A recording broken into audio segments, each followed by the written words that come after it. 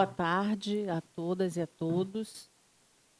Vamos iniciar essa mesa, que é muito importante para o nosso setor de saúde suplementar, porque trata de um tema estruturante, que é a atenção primária à saúde. Temos aqui o Bruno Abreu, que é advogado e é atualmente diretor de mercado e assuntos jurídicos do Sindusfarma.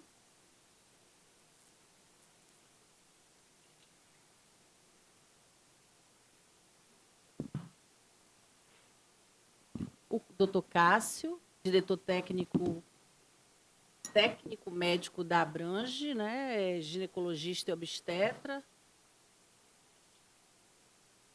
E o Emanuel Lacerda, superintendente do SESI. Então, estamos aqui com uma mesa extremamente qualificada. Para quem não me conhece, eu sou Ana Paula Cavalcante, sou gerente na ANS, da área de incentivo à indução e avaliação da qualidade setorial. E nós vamos falar um pouco sobre como a atenção primária à saúde robusta e realmente implementada tem potencial para impactar o nosso setor. Eu vou passar primeiro a palavra para o Cássio, porque ele vai falar um pouco do ponto de vista das operadoras. Qual é o desafio das operadoras para implementar a atenção primária? Cássio, é com você. Obrigado, Ana. Prazer estar aqui com vocês. Eu agradeço a interação que a gente vai ter aqui na mesa. E vamos falar sobre atenção primária à saúde. A gente está vivendo, pessoal, um desafio extremamente importante, que é um desafio epidemiológico, demográfico e cultural para isso, né? Então, as carteiras estão envelhecendo, né? Esse envelhecimento faz com que doenças crônicas, doenças oncológicas, neurodegenerativas, cada vez mais prevaleçam e tenham demanda sobre elas. A gente, infelizmente, eu estava num painel sobre educação médica anteriormente aqui, e a gente vive a cultura da especialização, né? A cultura do exame, né? E a atenção primária à saúde tem um potencial para mudar um pouquinho isso, mudar principalmente a porta de entrada do beneficiário no sistema, né? A porta de entrada hoje em dia é o pronto-socorro em 70% das vezes. A gente tem que transformar isso, aproveitando experiências internacionais, para trazer o beneficiário para dentro do sistema através de programas estruturados de atenção primária à saúde. O que são esses programas? Infelizmente, aí menos de 30% das operadoras têm programas estruturados. A gente conhece alguns, tá? Alguns dos nossos associados têm esses programas estruturados, mas ainda temos muito a desejar nesse quesito, e acho que temos muito espaço para melhorar, o que é bom, né? O que é bom a gente pode melhorar. E o que a gente precisa? A gente precisa ali desses programas estruturados, a gente precisa que esses programas tenham equipes sérias, multiprofissionais, que se coloquem nesses programas a digitalização, essa digitalização, os dados, toda essa programação, esse acompanhamento coordenado chegue nos outros níveis de atenção. A gente faça, por exemplo, conjuntamente esse gerenciamento de pacientes crônicos, a gente consiga, esses programas eles têm que ter, agregar cada vez mais ferramentas, inclusive de inteligência artificial, para a gente conseguir predizer esse risco, tá? E tentar evitar eventos agudos, né? Se a gente conseguir atuar nesses pontos, a gente vai diminuir a pressão nos outros níveis de atenção. Eu queria alguns pontos aqui que eu acho fundamentais para a gente entender essa importância, né? Se a gente estiver falando das condições que mais matam a nossa população, que mais gastam recursos da saúde suplementar, a gente pode falar, por exemplo, das doenças cardiovasculares, né, que é a primeira causa. programas estruturados de atenção primária à saúde têm potencial de melhorar de 20% a 30% as internações evitáveis. Além disso, isso leva mais ou menos a 20% de economia dos recursos. Se a gente for falar de oncologia, vamos aproveitar o Outubro Rosa que passou, vamos falar um pouquinho do câncer mais prevalente nas mulheres, fora os cânceres dermatológicos não melanoma, que é o câncer de mama. O câncer de mama, claro, além do aspecto social, individual, familiar e coletivo, quando você faz um APS, consegue fazer antecipação do diagnóstico, né? O estadio 1, por exemplo, ele tem uma sobrevida de 100%. O estadio 3 e 4, a sobrevida já cai para 25%. Isso a gente está falando do aspecto humano, da coisa que é o mais importante. Aspecto de sustentabilidade. Quando a gente consegue fazer essa antecipação, um câncer no estadio 1, ele gasta 7 vezes menos recurso do que no estadio 4. Se a gente for extrapolar isso para câncer de próstata, é a mesma coisa. Antecipando o diagnóstico, a gente gasta 40%, claro, além do aspecto humano, a gente acaba gastando 40% menos de recurso. E o que é mais impressionante, né, é a gente falar do câncer de pulmão, que não é o mais prevalente, porém é o que mais mata, né? E se a gente tiver programas estruturados de APS, programas de linha de cuidado, rastreio, a gente consegue mudar totalmente a característica do diagnóstico e o estadio que está sendo feito esse diagnóstico. A colaboração entre todos os stakeholders é extremamente importante. Eu vou dar um exemplo de uma colaboração que a gente teve com uma indústria farmacêutica. A gente desenhou uma linha de cuidado para câncer de pulmão, que está lá com vocês. Tá? A gente desenhou junto, levou para a comissão médica. Por quê?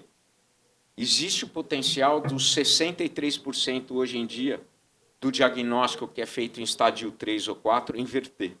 E a gente usou essa linha de cuidado, estudou essa linha de cuidado, que é uma linha de cuidado usada na Flórida, e apresentou para vocês na ANS, e vocês aprovaram essa linha de cuidado, e ela foi feita em colaboração com a indústria e a gente. A gente fez outra também de asma grave com outra indústria, acho que isso é super importante. Mas no frigir dos ovos, para a gente realmente estimular, a gente vai precisar de alguns pontos. Eu acho que a gente precisa de um estímulo regulatório para isso, para difundir, e a gente precisa pensar um pouquinho fora da caixinha, né, pessoal? A gente não tem lá mais especialistas para aproveitar a ociosidade ali da saúde suplementar na saúde pública, no SUS.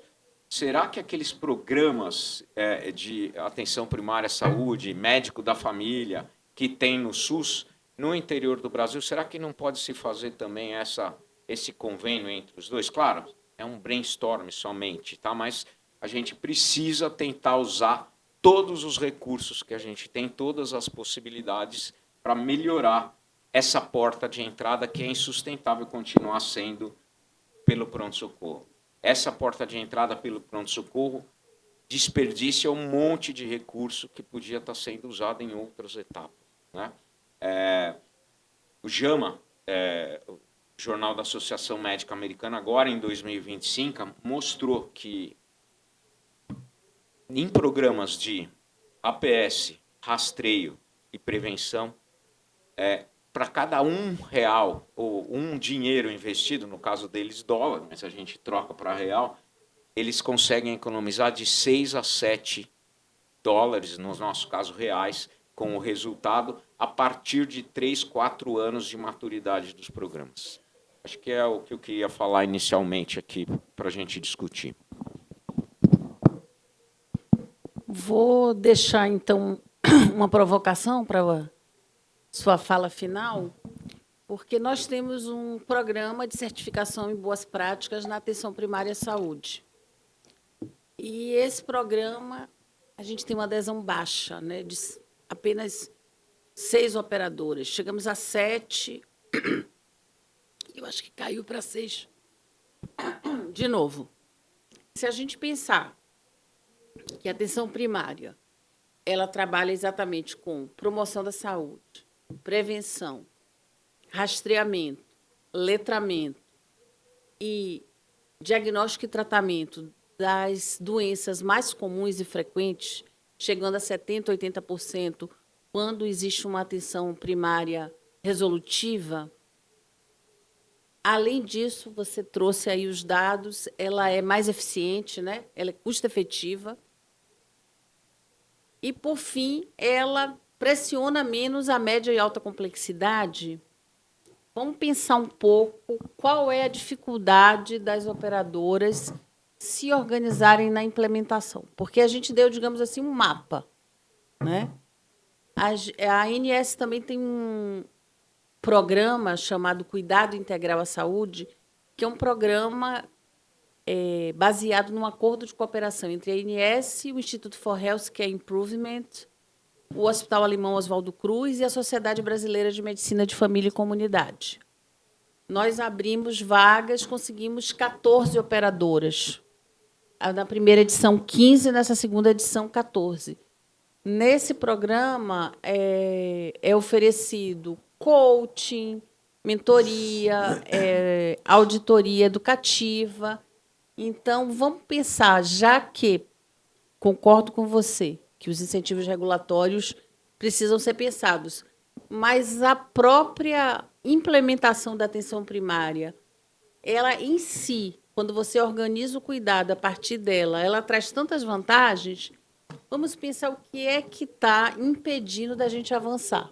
E não só as operadoras, mas o setor como um todo. Nós todos vamos pensar juntos. E eu vou passar, então, a palavra para o Emanuel Lacerda para falar um pouquinho do ponto de vista das empresas contratantes. O que é que a gente pode pensar por parte das empresas para a gente avançar na atenção primária? Pensando na atenção primária aí como promoção, prevenção, letramento e os cuidados primários das principais e mais frequentes condições de saúde. Obrigado, Ana. Boa tarde, aqui é o Cássio, o Bruno. Bom revê-los.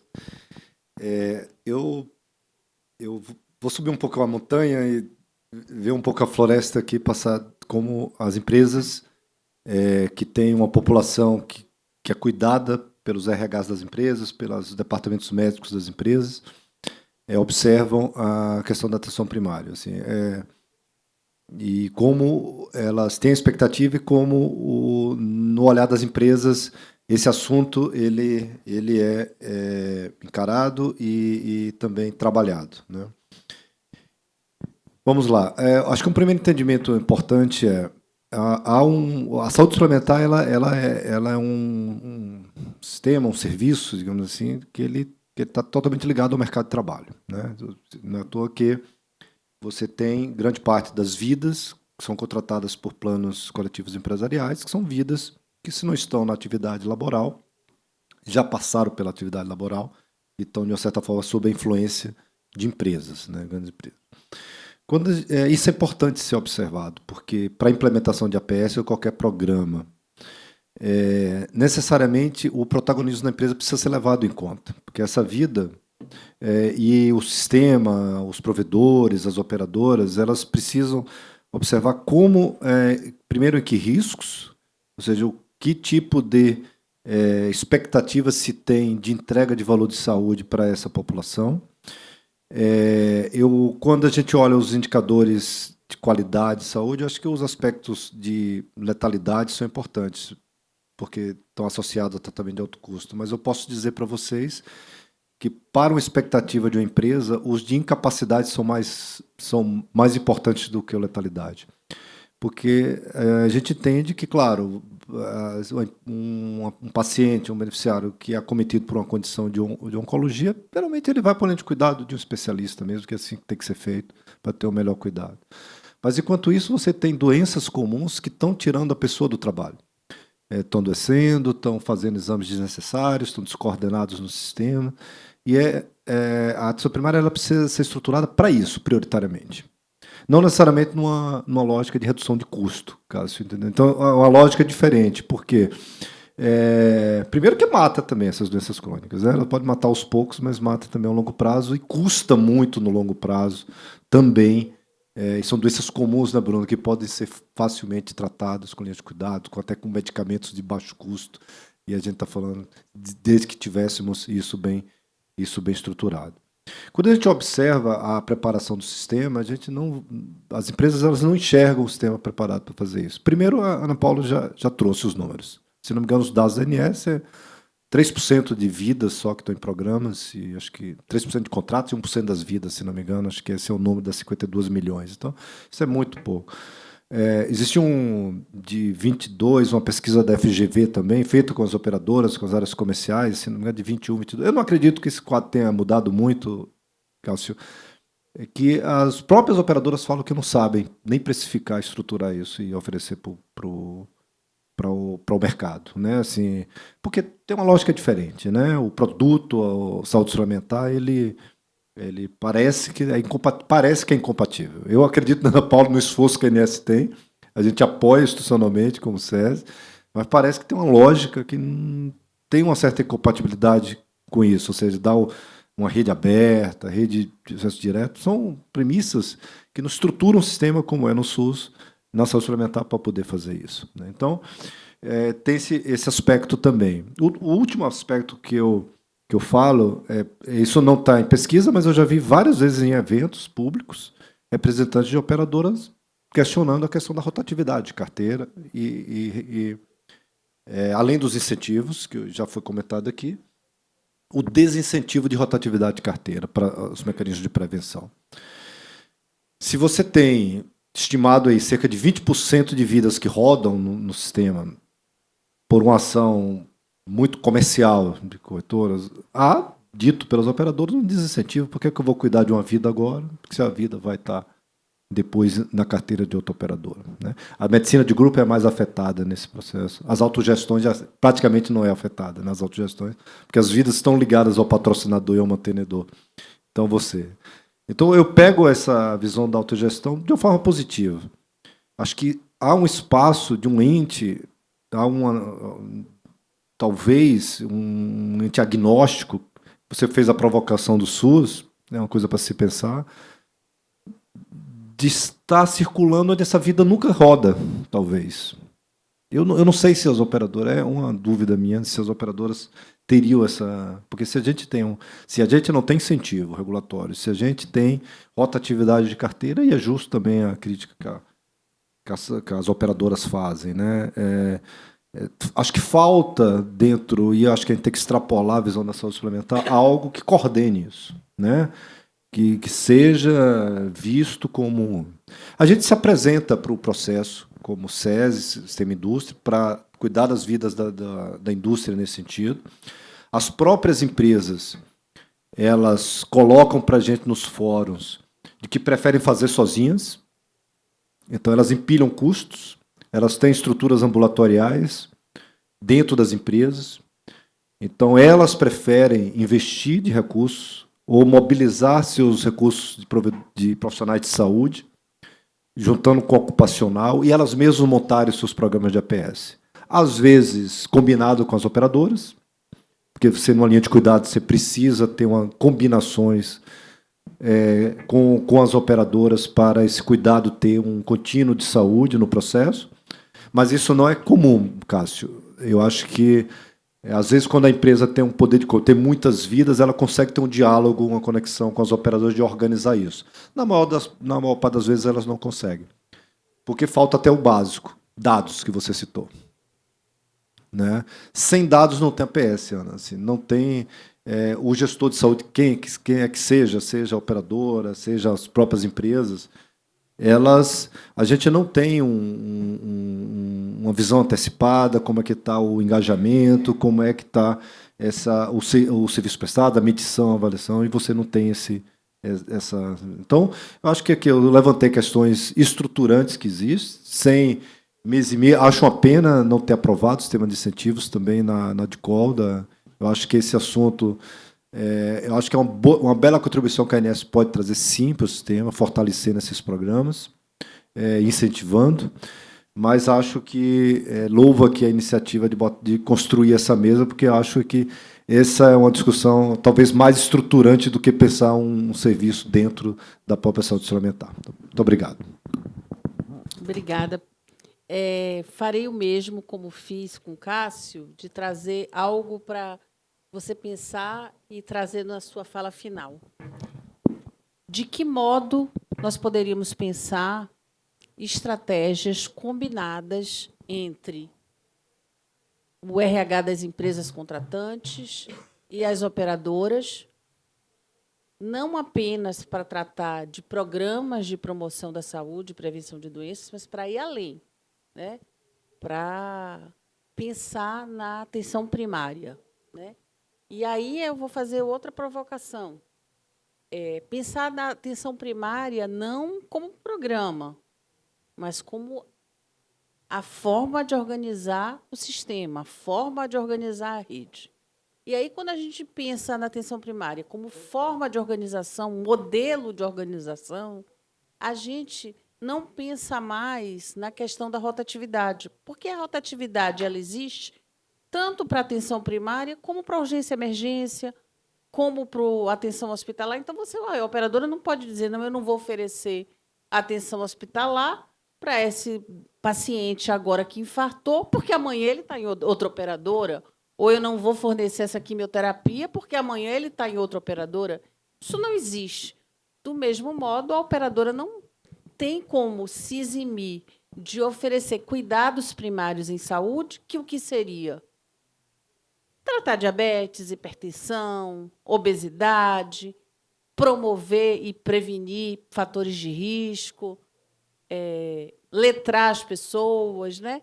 É uma forma de atendimento. E isso, do mesmo modo que você não pode se eximir de oferecer alta e média complexidade, porque daqui a 2 anos o paciente não está mais na minha mão, você não pode se eximir de oferecer o básico, que, por sinal, é mais barato e é mais custo-efetivo.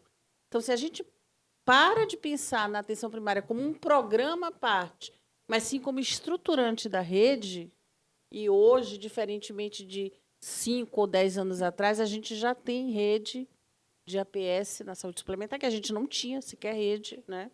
Então, era difícil até pensar, porque a gente não tinha rede. Então, são algumas considerações que eu gostaria que vocês abordassem na fala final de vocês. E agora, eu vou passar aqui para a gente pensar um pouquinho como a indústria pode, Bruno, auxiliar na atenção primária. Que programas que a indústria pode oferecer em parceria com as operadoras que possa fortalecer a atenção primária? A gente sabe que tem muita coisa feita na alta complexidade, né? Mas e na atenção primária? O que você acha que a indústria, como parte dessa cadeia, poderia, em parceria com as operadoras, apoiar a disseminação e o fortalecimento da atenção primária? Boa tarde, obrigado, Ana, Cássio, Manuel.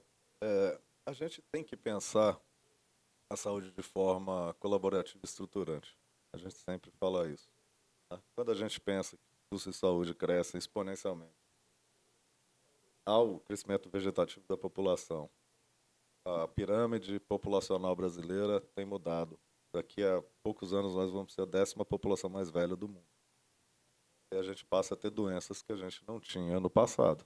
Então é fundamental a gente começar a trabalhar de forma colaborativa e estruturante para termos essa colaboração e programas na atenção básica. A atenção básica começa com tudo. A gente tira aquele raciocínio de sermos reativos, né? De sermos, passarmos a evitarmos doenças que a gente poderia evitar facilmente com programas simples, com medicamentos baratos, e que a gente não faz, a gente é reativo, né? A gente tem uma cultura de ter um tratamento para a doença e para o doente quando ele tem um problema agudo.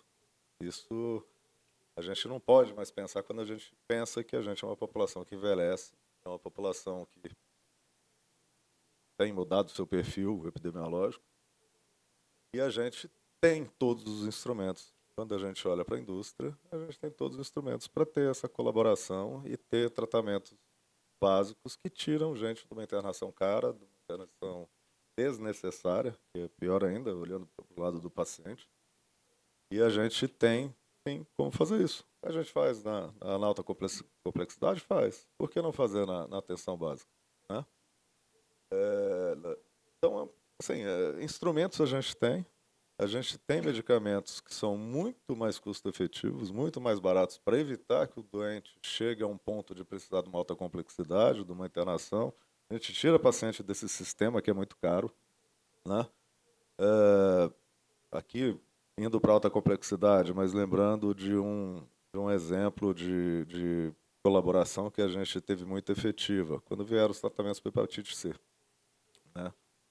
Eles foram tão fundamentais, tiraram gente de uma sentença de morte ou de uma fila de transplante, mas houve toda uma colaboração em você dar registro sanitário rápido, preços compatíveis, porque eles já foram incorporados ao sistema, e a gente tirou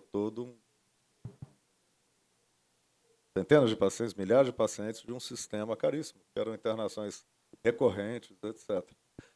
Então, assim, quando a gente transporta isso para a atenção básica, isso é fundamental, né? Então, sim, a gente tem como fazer isso, a gente precisa fazer isso, tem todo o interesse em fazer isso, e a gente tem os medicamentos no mercado prontos para serem utilizados de forma inteligente e com diagnósticos precoces. E diagnóstico também é uma palavra mágica nessa questão, né?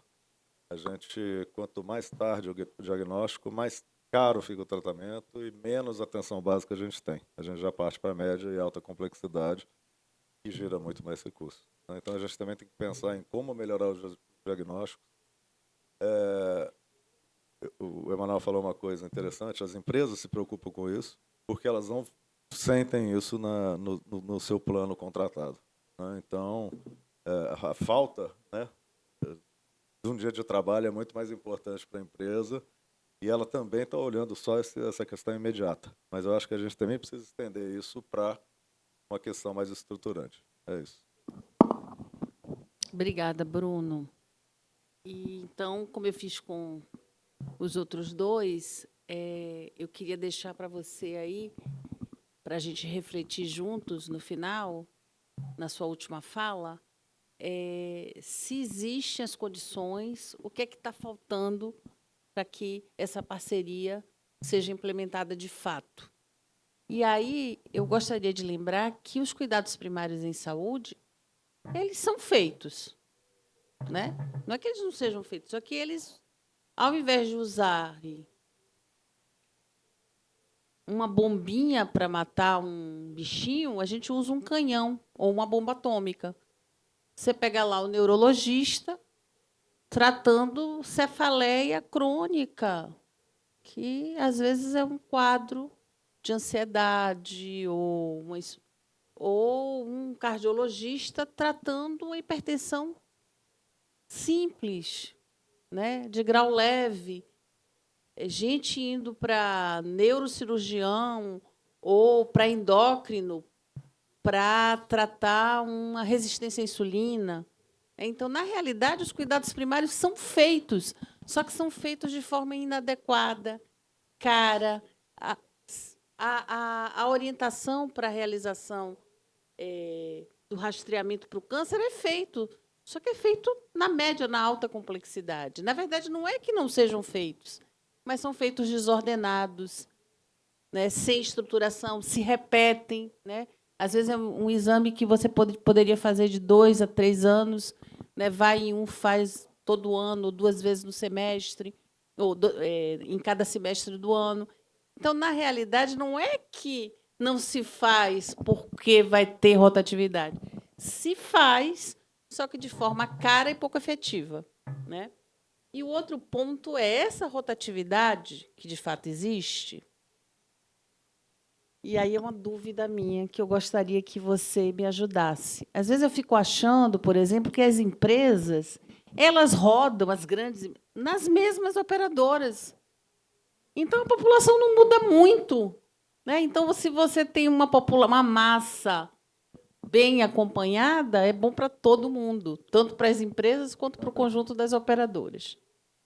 Dito isso, eu vou passar para você já falar sobre a minha provocação inicial e como a gente já está aqui 14h32, já ir encaminhando para as suas considerações finais. Fica à vontade aí. Obrigado, Ana Paula. Então, pessoal, sua última fala acho interessante e acho que eu tenho uma possibilidade de te ajudar na resposta, tá? Roda nas mesmas operadoras? É real, tá? Isso é real, todo mundo sabe disso. Agora, o dado, o que ele fez naquela operadora, vai junto com ele para outra operadora? Não vai. Então, é um grande avanço. Então, será que isso é um problema estrutural? A gente precisa arrumar isso. Tá? Precisa arrumar isso. E para responder a sua provocação, que eu acho que é perfeita, acho que outros questionamentos que ficaram aqui também são importantes.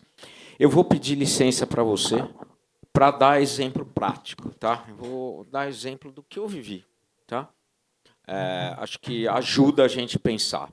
Como gestor técnico operacional de autogestão e de uma grande cooperativa. Tá bom, faz 10 anos a gente não tinha as redes, mas eu vou falar para vocês as dificuldades práticas que eu tive. Tá?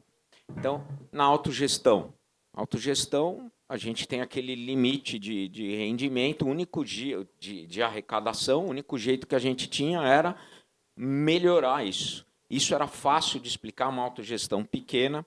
A gente conseguiu implantar os programas de APS, inclusive a autogestão não tinha oxigenação da carteira, a gente tinha lá os funcionários e tinha os ascendentes, e a carteira ficou muito mais velha, muito antes, e a gente tinha que ter um programa de gerenciamento de crônicos, e conseguia fazer, e não tinha rotatividade nenhuma, porque as pessoas ficam sempre lá. Então, fluía muito bem. A gente tem vários exemplos hoje em dia de autogestões que têm programas de obesidade, tem programas de hipertensão, diabetes, que são até exemplos. Obesidade é exemplo mundial de uma dessas autogestões. Segundo exemplo, uma grande cooperativa, muitas vezes o gestor não tem aquela, é um técnico do dia a dia, e a gente, para explica, olha, a PS vai conseguir fazer um gerenciamento do seu sinistro, vai conseguir fazer ali com que a sua porta de entrada pare de ser o pronto-socorro e você tenha ali, conheça melhor a sua carteira, gerencie ali e consiga dar o cuidado adequado para as pessoas. Demora para você convencer, por quê? Porque precisa do investimento inicial. Não tem problema nenhum. Peguei junto todas as empresas enormes que a gente tinha, a gente colocou a APS dentro dessas empresas, o pessoal entendendo que gerenciava, inclusive, o pessoal deles, né? Absenteísmo, muitas vezes olha, eu preciso levar meu pai no médico, tal, não vai trabalhar. Com o posto lá, ele levava lá, entendeu? O negócio foi indo muito bem. Sabe o que aconteceu, Ana? Foi muito bem gerenciado, 6, 7 meses, um programa sério. Difícil conseguir os médicos de família, a gente conseguiu, trouxemos eles. Eu fui chamado na diretoria, falou, seu programa é muito legal, tem potencial, mas sabe o que está acontecendo? Eu estou recebendo o NIP aqui porque tem muita gente reclamando que você está impedindo eles de irem para o especialista. E eu, sinceramente, a gente não fazia isso, tá? Não fazia. Tomou 3, 4 NIP, caiu no monitoramento assistencial, simplesmente ele falou, não vou mais fazer o programa, não vou fazer. Parou o programa. A rotatividade, a gente fala, roda em todo lugar. Realmente, o cliente está rodando ali nas principais operadoras. Mas se não levar os dados e o programa não tiver continuidade, acabou. Entendeu? O programa. É como se não estivesse rodando pelas mesmas operadoras. Quando a gente fala de incentivo regulatório, talvez obrigar a fazer parte do programa e dar incentivo para isso. Ó, se você estiver fazendo parte do programa, talvez o IGR, o monitoramento, a gente trabalha essa parte cultural, que o fato de a pessoa te ligar perguntando se você tomou o remédio, se você marcou o seu retorno, se você entregou seu Papa Nicolau, fez o Papa Nicolau, fez a mamografia, isso não é um direcionamento para a saúde, desculpa, uma falta de deixar ele procurar o especialista, né? Uma pessoa que tem hipertensão, cuidar dela e saber se ela tem cefaleia e não deixá-la marcar no neurocirurgião, isso passa com o meu médico da família antes e tal, isso não é um cerceamento e não ser punido por isso. Entendeu? Desculpa eu passar os casos práticos, mas que a PS é importante, que vai ajudar no tratamento, a gente tem dados enormes, tá? A gente conhece o que acontece na Kaiser, a gente conhece o que acontece na Colômbia, aqui do lado, tá? A gente sabe o que acontece em Portugal, todo mundo sabe. O problema é como você faz isso acontecer aqui. Por isso que eu falo, o incentivo regulatório não é uma benesse. Eu acho que ele tem que vir com uma obrigação firme, né? Tem que fazer. Se você fizer direito, você vai ter tais incentivos. Eu acho que é nisso que eu estou falando, eu acho que eu talvez não tenha deixado claro exatamente. E as empresas contratantes, elas têm que pedir para a operadora. As grandes empresas nossas têm ali os nossos associados, a gente foi visitar vários dos programas. Inclusive fora, o Bradesco tem um programa muito legal, não é nosso associado, a HND tem um programa muito legal, a Mil tem um programa muito legal, a Unimed Belo Horizonte tem 27% ao menos de internação cardiovascular de internações cardiovasculares evitáveis com o programa dela. A gente sabe que tem que fazer, a gente está precisando juntar todo mundo, criar condições estruturantes para a gente fazer. Então, agora, vamos lá para... Obrigado. Ana, você me deu... O Cássio me deu vários ganchos aqui, você também com a sua pergunta, e eu não posso me furtar de passar algumas mensagens a respeito dessa questão nas empresas. Eu acho que a primeira coisa, Ana, dentro da tua provocação, que pode ser feito, a gente tem que ter, acho que, um esforço, e aí eu corro o risco aqui de muita gente ficar incomodada, desintermediar. Acho que tem muito intermediário entre a empresa, a contratante, a operadora e a rede, que provoca rotatividade de carteira, desincentivos. O sonho, Cássio, porque você talvez tenha falado aqui com 4, 5 grandes empresas. A saúde suplementar, em termos de contratante, não só tem essas empresas. Tem um grande de empresas de outro porte, que vocês não estabelecem uma relação direta com ela. Porque o que mais que as empresas querem é falar direto com a operadora. O que mais que as empresas querem é desenhar com a operadora. Desenhar todo o sistema. Não é só comprar o produto e ter o benefício. Não é isso que as empresas querem desenhar juntos, querem desenhar rede junto, dentro de uma linha de cuidado. Talvez não, vai ficar sempre uma rede para especialista, mas em cima daquelas, numa visão epidemiológica, a empresa quer desenhar com a...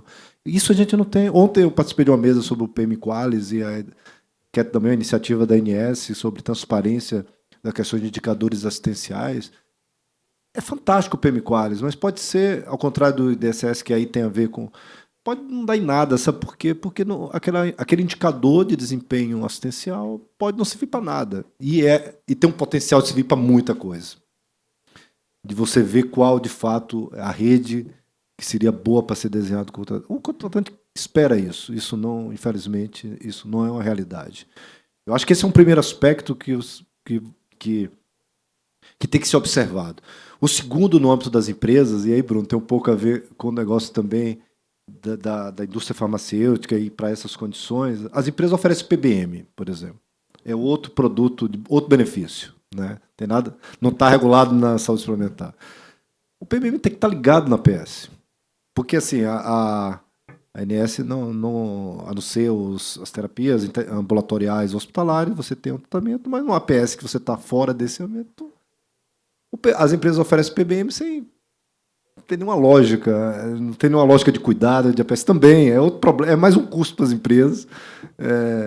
Não tem lógica, não está acoplado, só para dar um exemplo, fora outros aspectos. Então, por isso que eu falo assim, que pensar nessa questão, ela vai muito além, talvez, do escopo da saúde suplementar possível, até por uma questão de legislação mesmo, de escopo da saúde suplementar. Então, essa questão de você colocar... Um terceiro aspecto. A saúde suplementar, talvez nessa questão do custo, do sinistro, ela tem uma lógica de gerenciar um sinistro. A prevenção, ao contrário, a gente tem que dar acesso, tem que promover, é o que você falou, tem que usar a APS, não pode não usar. Então, a lógica de recompensa tem que chegar na pessoa também. Né? O beneficiário, o paciente, o funcionário da empresa que se engajar na APS, ele tem que ser incentivado para se engajar, não o contrário. Né? A APS não pode ser gatekeeper, não pode ser restritor de acesso, tem que ser um promotor de acesso. Né? São lógicas diferentes, às vezes você não vê tendo esse... É modelo de negócio talvez diferente. Eu sinceramente, talvez... eu defendo que, de fato, tenha um repensar sobre produtos na saúde suplementar, de fato. Tá? E talvez a gente tenha produtos mais especializados, né? Assim, eu reflito sobre isso, é uma bandeira que há, são discussões que tem na ANS sobre esse assunto, e que eu não me fecho a discutir, as empresas não se fecham a discutir, porque, de repente, também pode ter ali espaços para se discutir esse ponto. Né? Como você provocou aqui, a gente está na hora da gente... de fato, ver isso como uma ferramenta de gestão de saúde. O Bruno tocou no assunto. A APS não pode tirar a pessoa também do ambiente de trabalho, porque se tiver APS com muito exame, muita consulta, que é necessário porque está desenhado, se começar a se ausentar do trabalho, o chefe vai gritar lá, não pode. Também. Então, assim, o serviço tem que ir no ambiente. Não é esperar que a autogestão é mais fácil de fazer isso, né? Não é esperar que a pessoa vá no se engajar. Tem que levar o serviço para a fábrica, no meu caso, né? Para o chão de fábrica, porque é ali onde as pessoas estão, grande parte da sua vida dela, que talvez ela tenha que se ausentar para perder um dia de trabalho para se cuidar do ponto de vista preventivo. Né? Então, eu acho que essa, Ana, desintermediação, contato direto, olho a olho, acho que é isso que o sistema precisa fazer. Obrigado. Então, você trouxe algumas questões importantes. Voltamos a falar aqui de programa. PS não é programa, é organização, forma de organizar a rede. A PS tem que ser perto, próxima da pessoa, seja do trabalho ou da casa. Não existe APS que você tenha que se deslocar muito. A APS ela tem que funcionar fora do horário comercial. Ela tem que ter horário estendido. Ela tem que funcionar sábado, senão ela não é efetiva. Isso está tudo lá. Na PCATU, está no nosso manual. Não pode, a pessoa não pode. O trabalhador não pode se prejudicar no trabalho, ele não vai. Ele não vai. Outro ponto. Assistência farmacêutica. As operadoras elas não são impedidas de oferecerem assistência farmacêutica. Elas não são obrigadas. Mas, quando o paciente cai dentro do hospital, a operadora é obrigada. E aí ela vai pagar uma medicação muito mais cara. Né? Então, se você tem uma assistência farmacêutica na atenção primária, para o diabético, para a hipertensão, ela não vai infartar. Quem é que entra no hospital e não sai com alguma coisa venosa ou não faz o exame de imagem? É uma questão de estratégia, de sair da estratégia, como você falou, do sinistro. Né? Sair da estratégia de uma empresa de seguro para uma empresa de saúde. E, quando você tem a cabeça numa empresa de saúde, você quer que a pessoa use a atenção primária. E, para você usar a atenção primária, a própria... Porque eu concordo com ele que se a pessoa não estiver sendo impedida de ir para atenção especializada, ela não vai entrar com NIP. Se ela confia naquele médico, se ela consegue, ela está com dor de ouvido, ela consegue marcar no sábado, ela consegue marcar 7 horas da noite, ela consegue marcar meio-dia, ela não vai para urgência. Ela não vai fazer puericultura na urgência, né? E aí, essa pessoa, ela precisa ter incentivo, né? Por exemplo, tirar coparticipação da APS, tirar a coparticipação do rastreamento do câncer, né?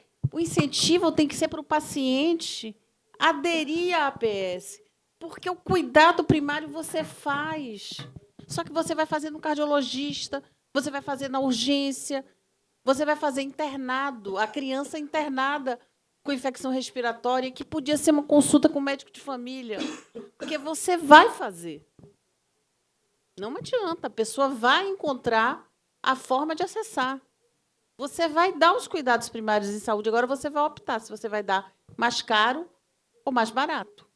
Você não precisa impedir a pessoa de ir para o neurocirurgião. Ela simplesmente não vai. Porque marcar um neurocirurgião demora 3, 4 semanas. E você acessando a APS, de fato, a APS você acessa em 3 dias no máximo. Né? Então, você tem tanto para a pequena urgência, você pode conseguir acessar de imediato, como para um evento que não seja urgente, que seja eletivo, você não pode ter mais do que 3 dias para acessar essa APS, senão não é APS de verdade. Então, eu acho que também trazer uma coisa que o mercado gosta muito de falar, né? Mindset, mudar o mindset da empresa, da operadora. E eu acho que esse casamento aí pode dar muito certo, inclusive em relação a dados, em relação a muita coisa. Estávamos falando aqui de assistência farmacêutica, então eu vou passar a palavra para você. Não, eles já falaram tudo, mas vou chover no molhado. Mas, assim, a gente tem alguns grandes desafios. Primeiro, letramento, educação de todos. Do paciente na ponta, do RH da empresa, da classe médica. Né? A gente não tem essa cultura. Às vezes, espelhar um pouco da experiência do SUS para trazer para a saúde suplementar seria uma boa, porque o SUS tem essa tradição de saúde da família, tem reforçado isso. Obviamente que não é perfeito, mas eu acho que é muito interessante trazer. Somos um país continental. Querendo ou não, quando a gente pensa nesse assunto aqui, a gente está pensando em Rio, São Paulo, Minas, Paraná, Santa região sul. Mas chegar no interior do Amazonas e há operadoras que estão lá, isso é muito complicado. Né? Entender as necessidades do trabalhador que é segurado, que de alguma maneira está ligado a algum plano de saúde, algum seguro-saúde, porque são muito distintas. O trabalhador do chão de fábrica ele é diferente do trabalhador que trabalha no agro. Né? Então, são necessidades diferentes. A saúde precisa chegar lá, a atenção básica precisa chegar nele. Né? Ele não vai sair lá do corte de cana, ele não vai sair do chão da fábrica. Só lembrando que, por exemplo, e aqui não é atenção básica, mas na Covid, as fábricas de medicamentos não pararam. A gente chegou a ter surto de mais de 1.000 trabalhadores numa grande empresa nacional e que quase deu quebra de oferta de medicamentos no mercado.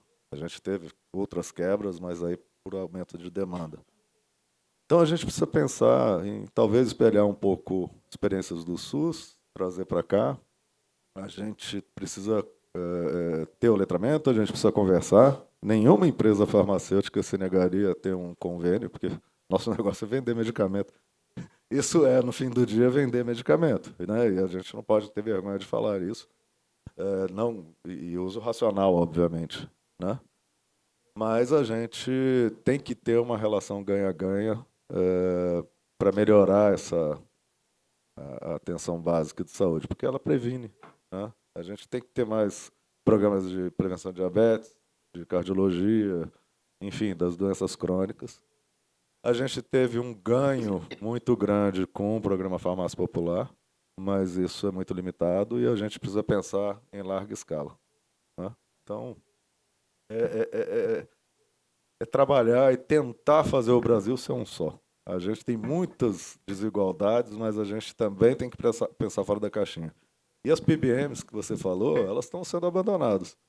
Porque elas vendem, o trabalhador pega um cartão, vai na farmácia, pega o medicamento. O medicamento vem pelo preço máximo ao consumidor. Exatamente. Nenhum medicamento sai da fábrica sem desconto Exatamente. e você dá o seu CPF, você compra por muito menor preço. Então, está tudo errado. A isso gente aí. precisa pensar no ganha-ganha. É isso. Ana, me permite permite que eu acho que teve um aspecto que o Bruno puxou aí que eu não posso me furtar de, né, que é a questão dos vazios assistenciais também. Assim.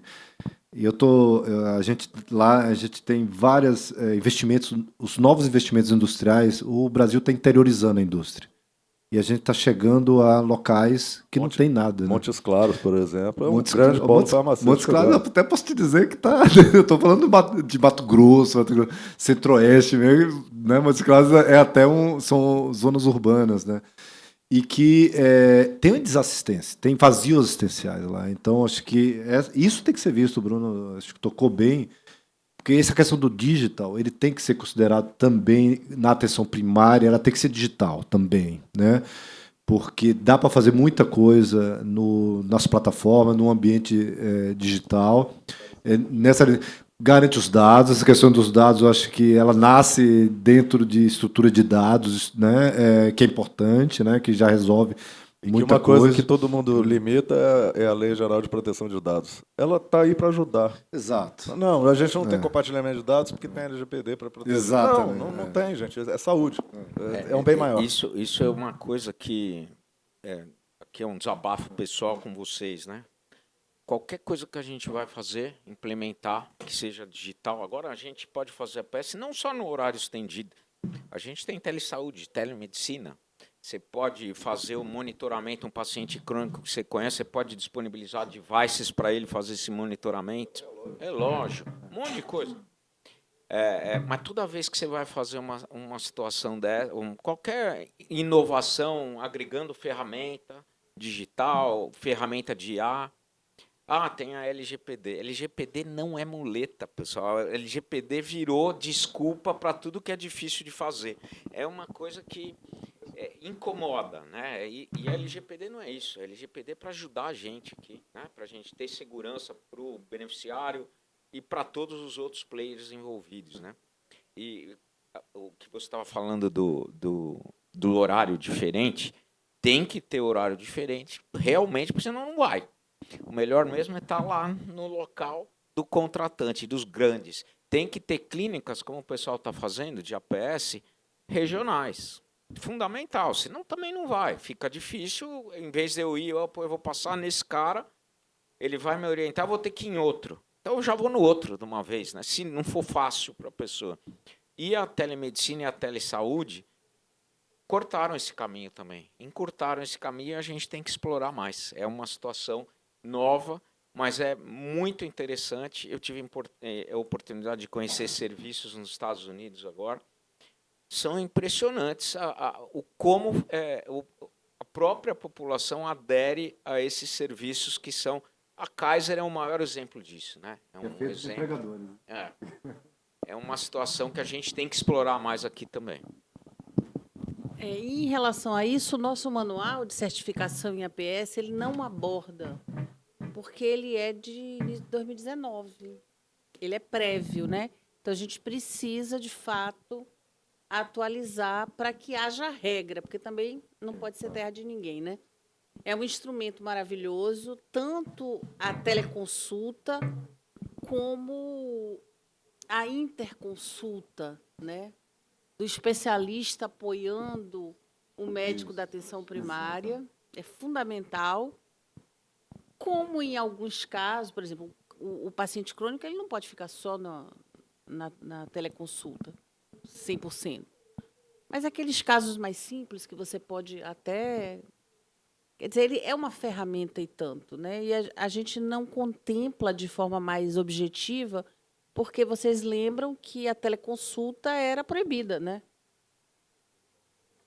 Pós-pandemia, que aí a gente não não chegou, então, ainda a trazer para o nosso manual, mas que a gente pretende abordar e vocês podem, com a experiência de vocês, auxiliar bastante. Queria que vocês dessem, então, uma última palavra, né? Agora a gente já está, porque 3 horas a gente tem que fechar, são 3 minutos só que a gente tem. Então, é só para fechar mesmo, para a gente fechar nossa mesa aqui com chave de ouro. E, antes de mais nada, dizer que a gente está aberto. Nossa área trabalha com atenção primária para a gente ver estratégias para melhorar a atenção primária. Que essa mesa não fique só aqui. Isso é um convite que eu faço a vocês. Vou passar para vocês darem a última palavra, porque quem faz a mediação é quem tem que falar menos. Então, é com vocês. Bom, pessoal, acho que ficou claro que eu sou entusiasta da atenção primária à saúde. Né? Sou entusiasta. E, assim, acho que é o caminho. Né? A gente não está falando nenhuma novidade, é só ver o que acontece internacionalmente. A gente cada vez mais vai ter pressão de sustentabilidade. E a APS ela não traz só a possibilidade da sustentabilidade, ela traz segurança, racionalidade e sustentabilidade. Por isso que eu acho que a gente faz na Brange, a gente faz cursos, a gente vai ter um curso na UCA, eu estava até conversando com você sobre isso, justamente para nossos associados, 90% deles são pequenos e médios, tá? Então, assim, a gente precisa levar para sair dos grandes e levar para os pequenos e médios também. Essa é a minha mensagem final.